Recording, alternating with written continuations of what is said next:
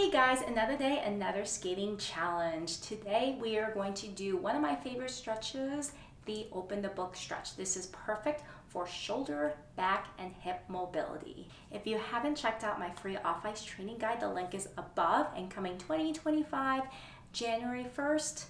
Link is here.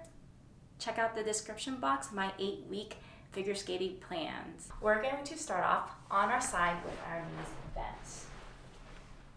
Relying on the side, arms are straight right in front of us. Think about moving with your spines. Move your hand up and open and look towards your hand. As we're doing this, we're keeping the hips glued to the ground.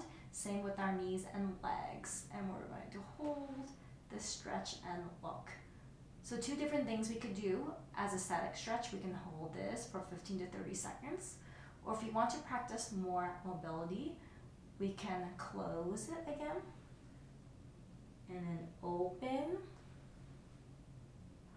Hold about 3 seconds or less. And then close again. Remember to repeat on the other side. We can also do this sitting in the chair. Hands forward. We're gonna open all the way back. Remember, initiating the movement with our spine and our core and our obliques, and then closing the door, and try to repeat that. So, back and spine mobility is important because in skating, we're always rotating and looking. Footwork, 3 turns, rockers, chop toss. So, we might find that one side's tighter than the other. But by doing a simple movement like this, just take a few moments just to do a few openers to really change your skating.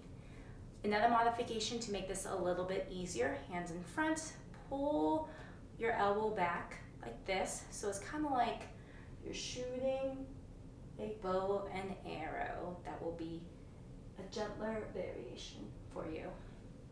Hope you guys enjoyed the challenge. Stay tuned for more. Remember to check out my off-ice training plans. Email me with any questions, and see you guys next time.